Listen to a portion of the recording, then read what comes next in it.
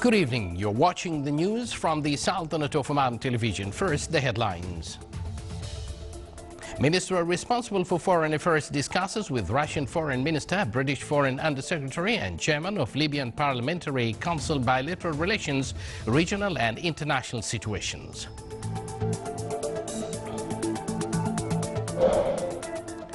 Foreign ministers of Gulf Cooperation Council countries and U.S. Secretary of State emphasize the necessity of peaceful political transition of the authority to resolve the Syrian crisis.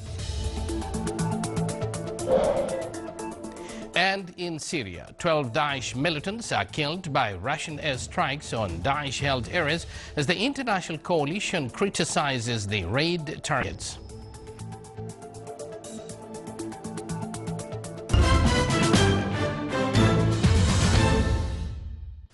Good evening once again, and thank you for joining us. Those were the headlines, and now the news in detail. His Majesty Sultan Qaboos has sent a cabal of greetings to His Excellency President Joachim Gauck of Germany on his country's National Day.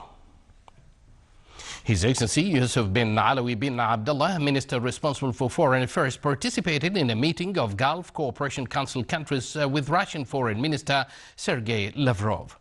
The meeting discussed current developments in the Middle East region and viewed its dossiers. They also exchanged points of view on issues of mutual concern. His Excellency the Minister responsible for foreign affairs met at the premises at the Sultanate's permanent mission in New York with the British Foreign Undersecretary for Middle East Affairs and the Commonwealth countries. They discussed relations between the Sultanate and the United Kingdom as well as issues of mutual concern. His Excellency Yusuf bin Alawi bin Abdullah, Minister responsible for foreign affairs, also met with His Excellency Aqila Saleh, Chairman of the Libyan Parliamentary Council, on the sideline of meetings of the 70th round of the United Nations General Assembly in New York. They discussed bilaterals and historical relations between the two countries. Chairman of the Libyan Parliamentary Council briefed the Minister responsible for foreign affairs on international efforts exerted to reach political solutions among Libyan parties and on results of recent Sukhairat deal. They exchanged points of view around that and stressed the importance of reintroducing calm and stability to Libya. His Excellency the Minister responsible for foreign affairs participated in meetings of Organization of Islamic Cooperation at the United Nations headquarters. The meeting was an extraordinary at the level of the foreign ministers of the Islamic countries and discussed Israeli aggression on Al-Aqsa Mosque. Developing industrial capabilities and finding trade as well as cooperation opportunities in related fields were the goals of the visit of Omani trade delegation to Istanbul in Turkey. The delegation includes more than 95 senior businessmen and representatives of large and medium companies operating in the Sultanate. It held a number of meetings with more than 200 Turkish businessmen with the aim to raise the value of commercial exchanges, establish joint projects, in addition to enhance trade opportunities between the Sultanate and Turkey. The Oman Chamber of Commerce and Industry (OCCI) stressed that the Omani trade delegation comes within the framework of the new approach adopted by the OCCI for such delegations where there are large and medium companies in one delegation to allow for further discussions of the possible prospects and opportunities for cooperation and partnership between them as Omani companies and also between them and other foreign companies. The Sultanate, represented in the Authority for Investment, Promotion and Export Development (ITHRA), participated in the 50th round of International Exhibition for Precious Stones and Architecture Designs and Technology of Gems in the city of Verona in Italy. It was considered on one of the famous exhibitions of its kind in Europe. The Sultanate's pavilion included 5 Omani companies specialized in making and producing marble and precious stones. The Sultanate's participation in this exhibition will enhance the knowledge and capabilities of the companies in addition to support the efforts exerted by ITHRA to develop non-oil exports to find new markets on the global level.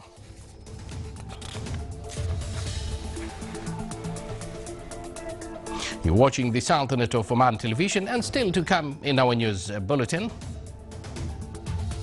An entrepreneur in Colombia produces edible organic blooms to sell them to hotels and restaurants in Bogota.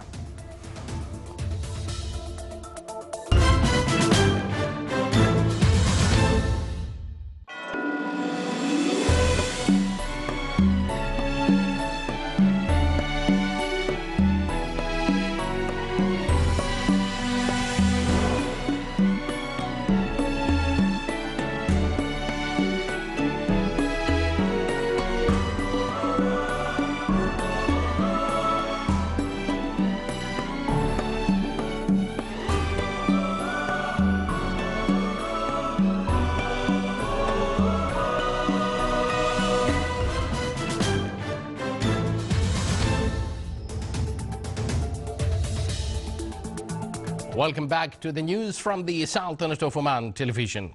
Foreign ministers of the Gulf Cooperation Council countries and U.S. Secretary of State John Kerry emphasized that a political transition of the authority is the only way to resolve the Syrian crisis. That came in a joint statement issued by the 5th Ministerial Meeting of Strategic Cooperation Forum between GCC countries and the United States of America, which was held in New York. The statement mentioned that the ministers stressed their commitment to deal with the tragic situation of the refugees escaping conflict in Syria, reiterating the importance of financial support to deal with these crises.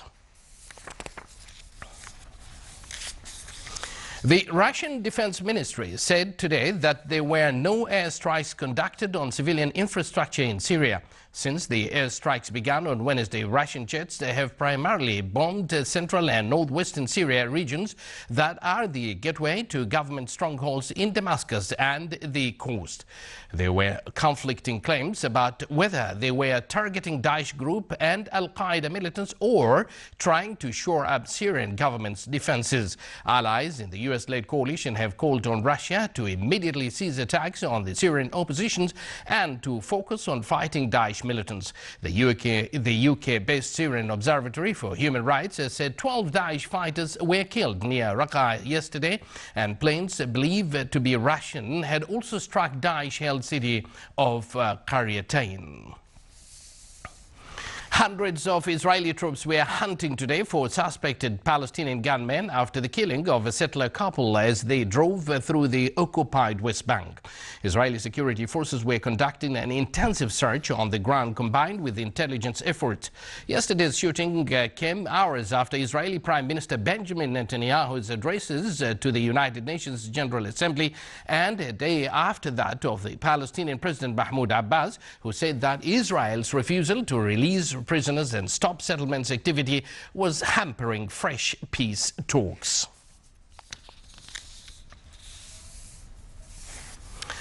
Kurdish forces said they drove Daesh group militants out of villages near the oil city of Kirkuk in northern Iraq in an offensive backed by airstrikes from the US-led coalition. The assault, which began at dawn, consolidated their control over Kirkuk and brought the Peshmerga, the military forces of Iraq's autonomous Kurdistan region, closer to the insurgents' bastion of Hawija, around 55 kilometers west of Kirkuk. The Kurds took full control of Kirkuk last summer when Iraqi soldiers abandoned their bases in and around the city as the Daesh group overran around a third of the country, including Hawija, around 55 kilometers to the west.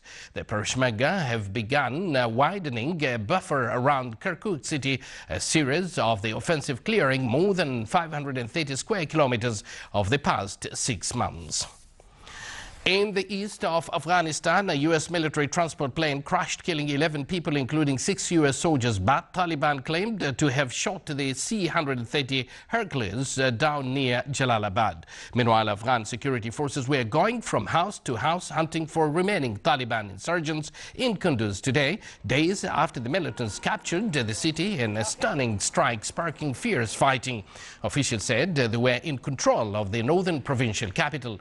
Officials said today said that Afghan forces had secured the city after days of fierce clashes with the insurgents, clouded by confusing and contradictory claims by the government and the Taliban over who was in control.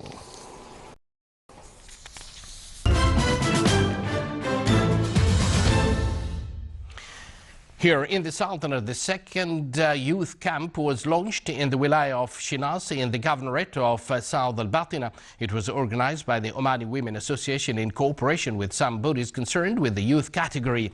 It included various activities, artistic shows, as well as awareness lectures. It aimed to acquaint the youth with the dangers of some negative phenomena in the society, especially the traffic accidents.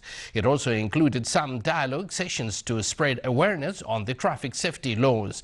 The participants expressed that such events increase the knowledge of the youth on some social issues, as well as guide them to the right tracks to keep the community safe and peaceful.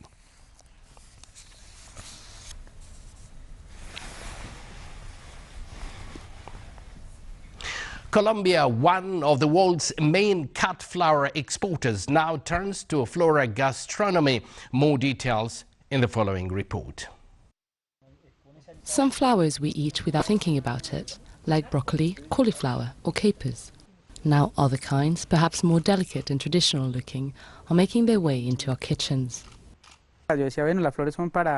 Flowers are meant to decorate, but these ones are edible. I'd say they're fit for a king. Colombia is one of the world's main cut flower exporters, with sales worth $1 billion. To complement this blossoming industry, young entrepreneur Daniel Aristizabal decided to develop an alternative market. He produces edible organic blooms and sells them to hotels and restaurants in Bogota. This alternative came from the idea that since Colombia is an ornamental flower producer, there should be other markets to explore. From that hypothesis, we realized that there is a range of edible flowers. There are 250 to 300 varieties around the world.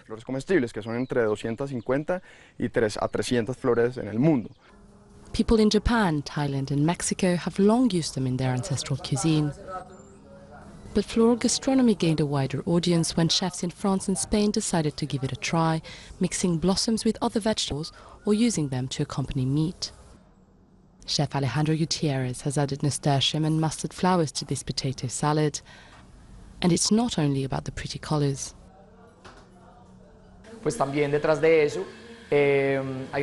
Behind all this, there are a lot of vitamins and nutrients, minerals and metals. And these kinds of things are also very interesting and are used as a nutritional element. Sweet, sour, citrusy or with an anise kick. Floral flavors from Colombia.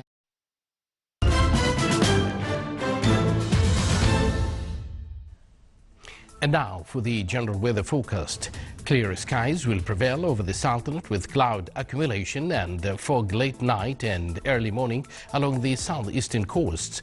Winds will be northwesterly light to moderate along the coast of Sea of Oman, while it will be northerly to northeasterly light to moderate along the rest of the Sultanate.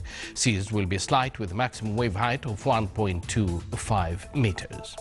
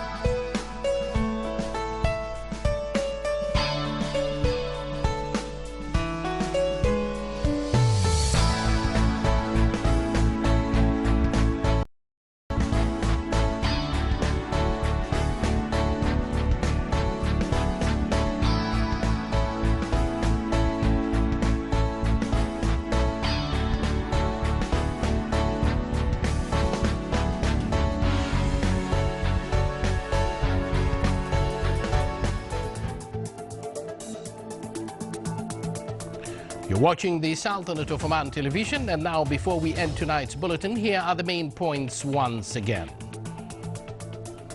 Minister responsible for foreign affairs discusses with Russian Foreign Minister, British Foreign Undersecretary and Chairman of Libyan Parliamentary Council bilateral relations, regional and international situations. Foreign ministers of Gulf Cooperation Council countries and U.S. Secretary of State emphasizes the necessity of peaceful political transition of the authority to resolve the Syrian crisis.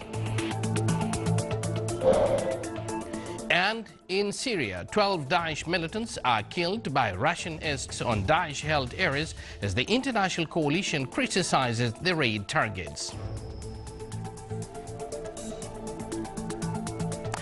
With that, we conclude this news bulletin. From all of us here in the studio and the newsroom, it's good night.